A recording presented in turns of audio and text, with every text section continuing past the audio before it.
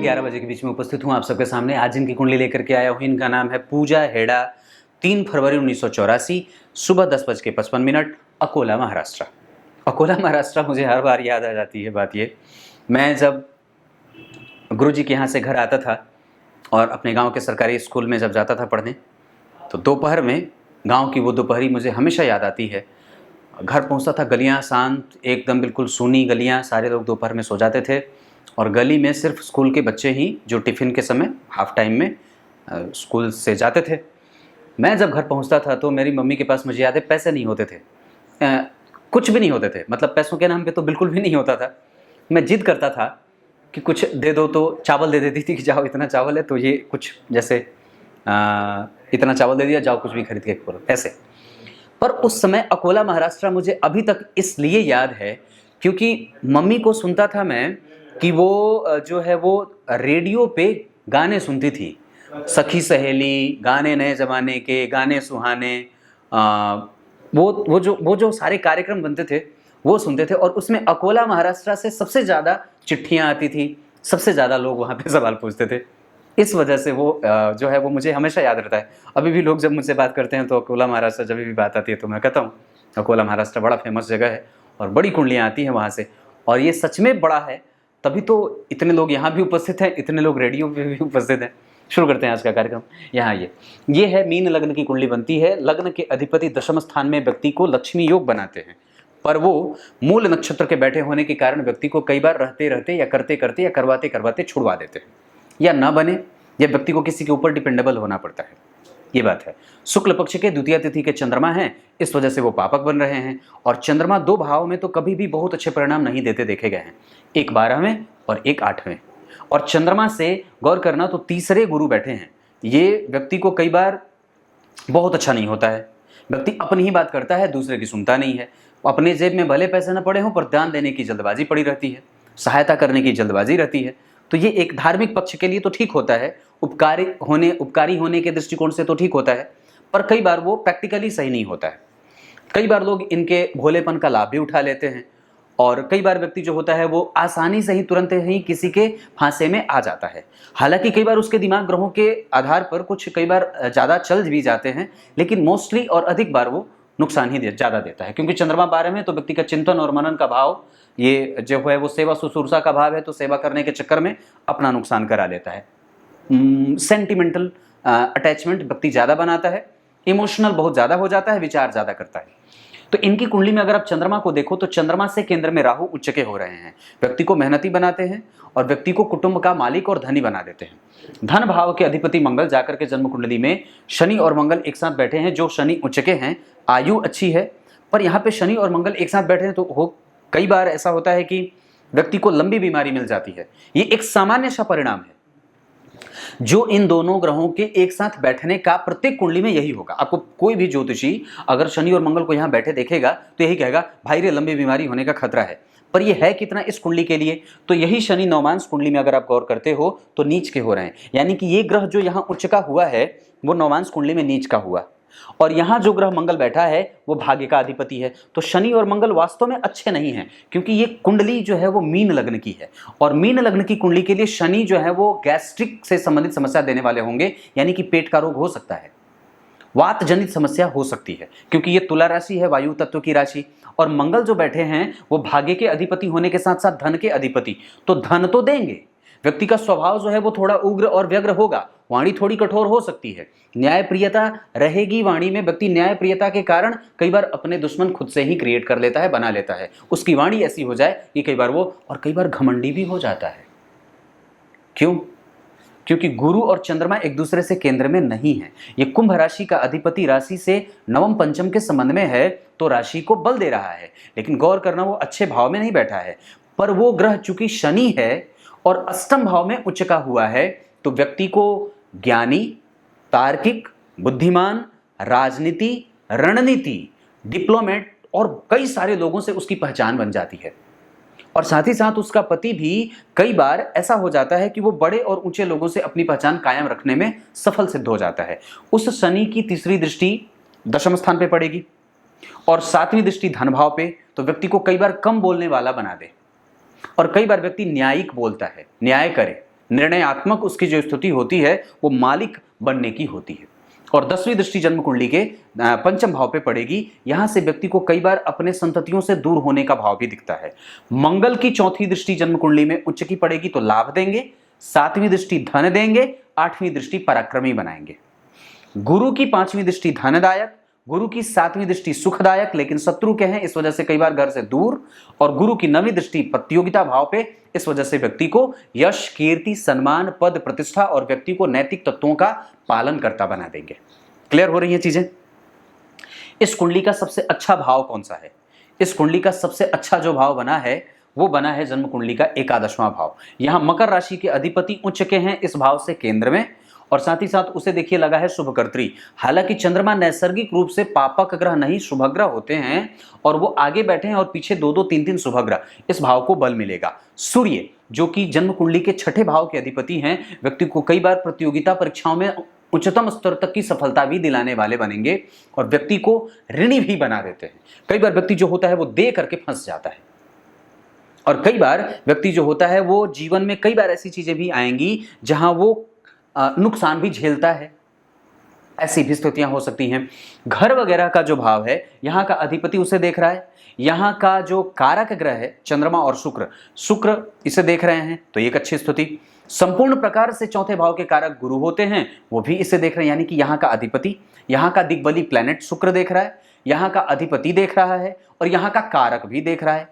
पर दूसरा जो कारक ग्रह होता है चौथे भाव का, वो चंद्रमा, वो जन्म कुंडली में कुंभ राशि के बैठे हैं। लाभ देंगे लेकिन देर से, कई बार ऐसी स्थितियां भी होती हैं। और लग्न के ऊपर अगर गौर करते हो तो लग्न के अधिपति दशम स्थान में, व्यक्ति अपने पैरों पर खड़ा होने का भरसक और पूरा प्रयास करता है। वो गुरु जो यहां स्वग्रही हो रहे हैं, हंस योग लगा रहे हैं।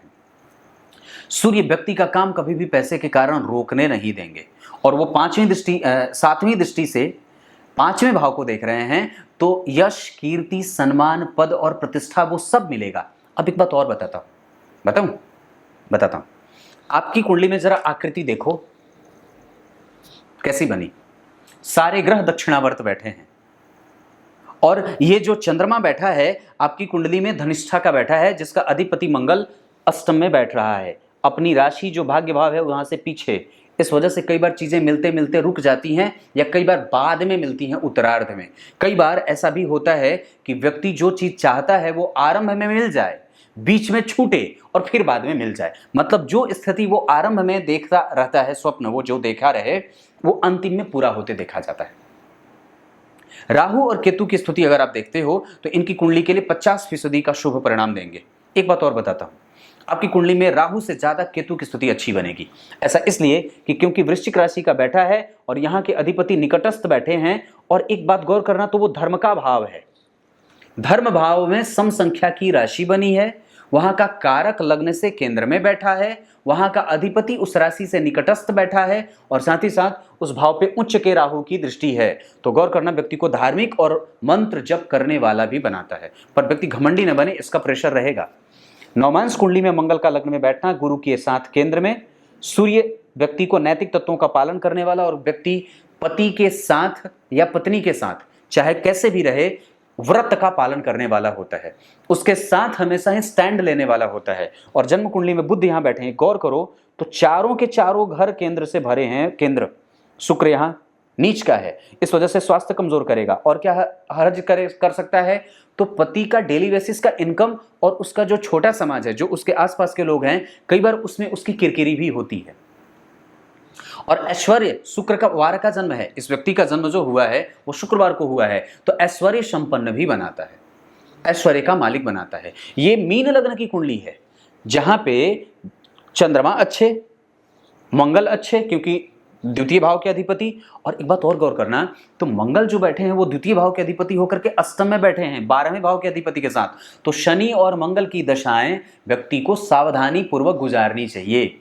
हनुमान जी की जितनी ज्यादा हो सके आराधना करिए, बजरंग बली के मंदिर का प्रत्येक दिन दर्शन जरूर जलाया करिए, उनके सामने सरसों तेल का दीपक। और उपाय आपको बाद में बता दूंगा, यहां नहीं। सूर्य की स्थिति अच्छी है। अब दशाओं के आधार पर अगर मैं थोड़ी सी चर्चा करूं, तो ये सूर्य जो होंगे वो आपकी कुंडली में बैठे हैं जहां वहां से उस भाव का अधिपति तृतीयस्थ बैठा है, तो शत्रु के घर में बैठे हैं, लेकिन तात्कालिक मित्रता में वो मित्रता का भाव पैदा कर रहे हैं। इस वजह से सूर्य आधा फल जरूर कर देंगे। बल के आधार पर जो उनकी डिग्री बनी है उसके आधार पर वो कुमार अवस्था को धारण करेंगे। 19 डिग्री का ग्रह कुमार अवस्था का होगा। 50% का परिणाम सूर्य की दशा में लाभ प्राप्त करने का बनेगा। प्रतियोगिता परीक्षाओं में मुक्ति मिलेगी, लाभ मिलेगा, और व्यक्ति को कई बार ढाढ़स और सहयोग भी प्राप्त होता है। यश और कीर्ति, घर परिवार का सुख मिलता रहता है। कई बार व्यक्ति रोग से मुक्त भी होता है। हालांकि रोग का अधिपति इस दौरान व्यक्ति ऋण में जा सकता है। क्लियर है? चंद्रमा जो जन्म कुंडली में बैठे हैं वो बैठे हैं जन्म कुंडली के 11वें भाव में, वो शत्रुवत हो रहे हैं, और राशि का अधिपति उनसे 9वें भाव में जाकर के बैठा है, त्रिकोण में या त्रिकोण में। अगर राशि का अधिपति बैठे तो ये अच्छी बात होती है। वो उच्च का भी बैठा है, यानी कि चंद्रमा के पास बल होगा, क्योंकि भाई जिस राशि में बैठा है उसका डिस्पोजिटर उच्च का है और त्रिकोण में बैठा है। इस वजह से व्यक्ति धार्मिक होता है, पितरों का आशीर्वाद प्राप्त करने वाला होता है, और न्यायप्रियता के साथ जीवन जीने वाला होता है। वो गलत और निंदनीय नहीं होगा। जो भी है वो बिल्कुल सामने है, स्पष्ट है और सही है। और कई बार व्यक्ति की कुंडली में शनि जब उच्च के हो जाते हैं तो व्यक्ति का व्यय बढ़ जाता है। क्लियर है? मंगल जो है वो जन्म कुंडली में 100% पूरा परिणाम और अच्छा परिणाम देंगे, लेकिन उसमें आपको रिस्क भी रहेगा अपने अंगों के प्रति, अपने स्वास्थ्य के प्रति, अपने रक्त के प्रति, अपने स्किन के संबंध से संबंधित कोई समस्या के प्रति, अपने बीपी को लेकर के। और चौथे भाव पे अगर देख रहा हूं तो किसी भी पापक ग्रह का कोई प्रभाव नहीं है, इस वजह से मैं उसे खराब नहीं कहूंगा। इस वजह से हृदय क्षेत्र ठीक है। जन्म कुंडली में नाभि के नीचे का क्षेत्र प्रभावित हो सकता है, कई बार ऑपरेशन वगैरह की स्थितियां बनती हैं। दूसरी बात बता दूं तो वहां पे शनि जो बैठे हैं वो विशाखा नक्षत्र के बैठे हैं, जिसका अधिपति गुरु इस कुंडली का लग्नेश है, दशम में बैठा है, यानी कि वो व्यक्ति को नौकरी आदि में भी लाभ दे सकता है। और उसके बाद जो मंगल बैठे हैं वो स्वाति नक्षत्र के बैठे हैं, जिसका अधिपति राहु जन्म कुंडली में लाभ भाव में नहीं, जन्म कुंडली के पराक्रम भाव में उच्च का हुआ है, और लाभ भाव पे उसकी दृष्टि है जो कि उसके मित्र की ही राशि है।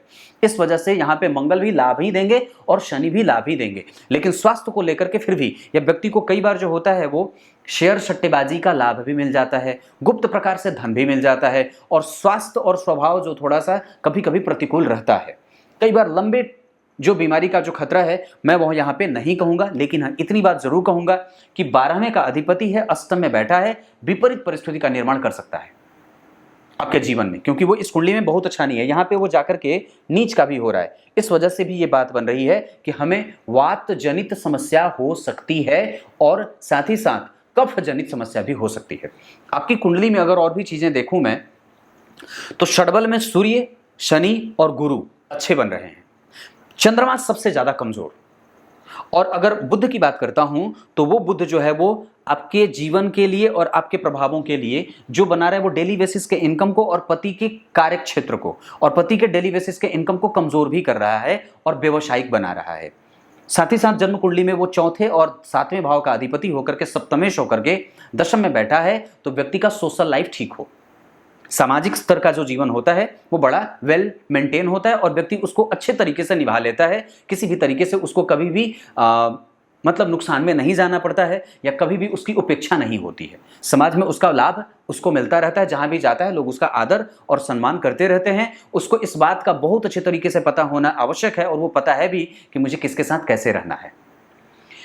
गुरु की बात करता हूं तो गुरु मूल त्रिकोणस्थ होकर के बैठे हैं, अवस्था में 50% से भी ज्यादा वो परिणाम करेंगे और अच्छा परिणाम करेंगे। शुक्र जन्म कुंडली में बहुत बढ़िया, शनि जन्म कुंडली में आपकी कुंडली के लिए वृद्ध हैं, इस वजह से उनकी दशाएं कमजोर जा सकती हैं, जहां रोग और बाधाएं कई बार मानसिक चिंता और मानसिक भ्रम बढ़ा देते हैं। इस वजह से शनि और मंगल की दशाओं में व्यक्ति को सावधानी से निर्णय लेना चाहिए। उसके बाद अगर राहु केतु की बात करता हूं तो ये आपकी कुंडली में 50% के साथ अब शनि की ही दशा में व्यक्ति जी रहा है, जो आपकी कुंडली के लिए कौन है तो 12वें के अधिपति और अष्टम में बैठे, सावधान रहने की आवश्यकता है। और उसमें अगर कुछ अच्छा होते देख रहा हूं तो वो मुझे दिख रहा है 2022 के 10वें महीने से। उसके बाद आपकी कुंडली में अगर राशि को देखता हूं तो कुंभ राशि है, इस पे 7.5 का प्रभाव, इस वजह से बजरंगबली की ही पूजा सबसे ज्यादा करनी चाहिए। पीपल के या बर के वृक्ष को दूध अर्पित करने से भी ये चीजें लाभदायक हो जाती हैं। बर के 108 पत्ते गणेश जी को चढ़ाने से भी कई बार लाभ की स्थिति बनती है। सहस्त्रार्चन जिसे कहा जाता है, 1008 पत्ते या फिर 108, अगर ना बन पड़े तो 4 पत्ते या कई बार 3 पत्ते भी आप अर्पित कर सकते हो। ये स्थितियां बनती हैं आपकी कुंडली के हिसाब से। पंचम भाव कमजोर, इस वजह से संतान से कई बार दूरी बनती है, कई बार वो वैचारिक मतभेद भी पैदा करे, क्योंकि यहां से केंद्र में दो दो पापग्रह बैठ रहे हैं और यहां पे सूर्य की दृष्टि है जो कि रोगेश है, तो संतान को रोग भी देते हैं, संतान से कष्ट देते हैं। और यहाँ पे राहु केतु का असर, इस वजह से कई बार बड़े भाई या छोटे भाइयों से मतभेद या दूरी बन जाती है। दशम स्थान ठीक है और चौथा स्थान ठीक बन रहा है। एकादशवां स्थान ठीक है, संपूर्ण लाभ प्राप्त करने की स्थिति है, व्यक्ति कर लेगा मंगल की उच्च दृष्टि के कारण, क्योंकि भाग्येश उसे देख रहे हैं और राशि के अधिपति के साथ बैठे हैं। इस वजह से शनि और मंगल अष्टम भाव में, कई बार व्यक्ति की कुंडली अगर यहाँ पे देखो तो आप शनि उच्च के बैठे हैं, एक्सीडेंट वगैरह होता है पर व्यक्ति को नुकसान नहीं होता है, अंग भंग का योग लगा करके फिर व्यक्ति को बाद में ठीक कर देते हैं। दशमांश कुंडली में लग्न का अधिपति सूर्य जाकर के जन्म कुंडली में अष्टम में, व्यक्ति को धीरे धीरे और कई बार अपने बल पर अगर कोई काम करना चाहे तो उसमें आरंभ में मशक्कत करनी पड़ सकती है, क्योंकि चारों के चारों ग्रह गुरु, चंद्रमा, सूर्य और मंगल अष्टम भाव में बैठे हैं। तो व्यक्ति सिर्फ दूसरों को दिमाग दे सकता है, वो खुद के लिए नहीं कर सकता, वो खुद के लिए नहीं करेगा और नहीं उसको वो सूट करेगा। कई बार ये भी बातें चलती हैं। यहाँ पे शनि और शुक्र बैठे हैं, दशम स्थान ठीक है। अगर व्यक्ति खुद का व्यवसाय कुछ करना चाहे या सरकारी नौकरी में पदस्थ अधिकारी बनने का कभी प्रयास करे तो व्यक्ति की कुंडली में योग है। अब ये बात यहीं तक खत्म। सबसे ज्यादा पूजा आपकी कुंडली के हिसाब से बजरंग बली की करनी चाहिए और गणेश जी की करनी चाहिए। पूजा के रूप में आपको कभी भी अगर हो सके तो मैं एक बात और बता दूं तो आपकी कुंडली में सर्वाधिक अंशों के साथ उपस्थित हैं बुध, और नौमांश कुंडली के आधार पर आपको बजरंग बली की पूजा, इष्ट देवता लग्न और नौमांश देख करके गणेश जी नहीं बजरंग बली ही बनते हैं। यहाँ पे चंद्रमा बनते हैं और चंद्रमा 12 में है। व्यक्ति अगर चाहे तो रुद्राक्ष की माला भी धारण कर सकता है अगर उसका भोजन शुद्ध और सात्विक है तो। इस कुंडली के आधार पर आपकी कुंडली में चंद्रमा की स्थिति कमजोर सबसे ज्यादा है, इस वजह से शिव जी के मंदिर का दर्शन और सफेद पुष्प की माला जरूर अर्पित कर लेना चाहिए। ये बात आपकी कुंडली में बनती है। आप कुछ इसी तरीके से आज के कार्यक्रम का समापन करते हैं। जो पूछना होगा निसंदेह पूछ लीजिएगा, मैं हूं हमेशा। तब तक के लिए बहुत बहुत नमस्कार।